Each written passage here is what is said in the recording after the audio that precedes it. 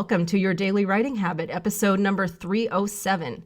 If you're writing a book or thinking about it, or maybe you've started writing your book and you're having some trouble getting it done, or perhaps you're at the stage where you need help reaching more readers to let them know about your book, you are in the right place. Good morning and happy Writer Wednesday. I'm your host, Christine Whitmarsh, also known as Christine Inc., I-N-K, like the stuff you write with. Each day I'm sharing with you the writing habits I've learned over my 18 years as a ghostwriter, book coach, and author. I have found that three things in particular have a huge impact on your success as an author, and they can turn someone who barely considers themselves a writer into a published author.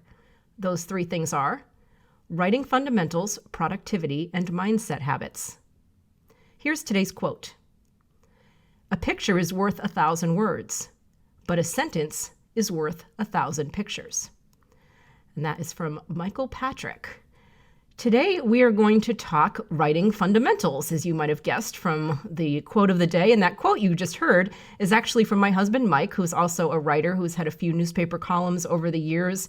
And that's his pen name, by the way, Michael Patrick. Plus, I have been known to deploy him on various client writing projects. And I will tell you, my clients adore him and they even request him. So I do give myself, the bonus marriage points for marrying a writer, especially today, when his words served as inspiration for the topic of today's show. And that topic is, a well-written sentence can conjure 1,000 images.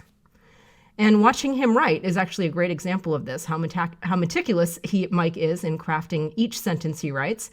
I, on the other hand, I'm much more of a rough draft word vomiter, just getting all my ideas on the page in the first draft, and then like a sculptor kind of chipping away and sculpting away in subsequent drafts until it becomes something great. So we have, two totally different writing styles. And there's a great lesson there about different writing styles. Both are effective and it's what works for you. And for Mike, meticulously crafting each sentence, even on the first draft, is the way he's written his entire life, even back in high school when the local newspaper had him write weekly columns for them. So back to our lesson for today. How do we write these well-written sentences capable of conjuring 1,000 images? I have identified some core principles for you. Principle number 1, set the scene and put the reader in it as soon as possible. Number 2, create either tension or action, as action is the payoff of tension in every sentence. So this would depend on where in the story you are, but always be focusing on how can you create tension or the payoff of tension, which is action. Number 3, reveal something even small about the character, or in nonfiction books, reveal something about yourself as the narrator.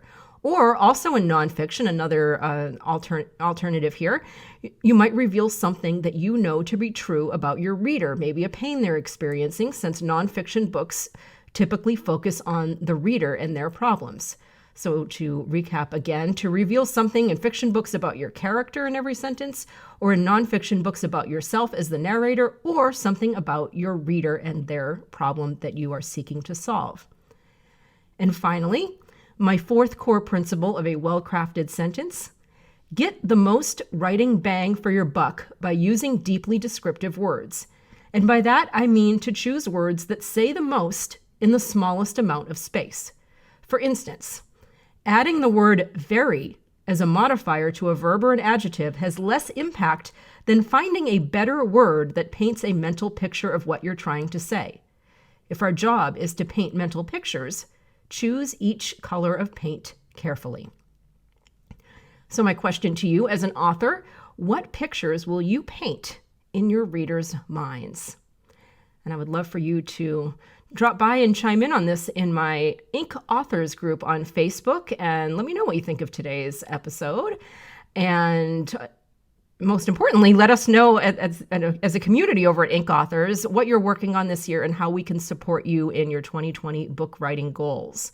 But eager to hear what you have to say about this and what kind of pictures that you're aiming to paint in your readers' minds. So hope to see you there, Inc. Authors on Facebook. Thank you for joining me here on Your Daily Writing Habit, where I'm helping you write and finish writing an awesome book. And if you know someone else who wants to write and finish writing an awesome book, please let them know about the show, Your Daily Writing Habit, wherever they get their podcasts. Until tomorrow, happy writing.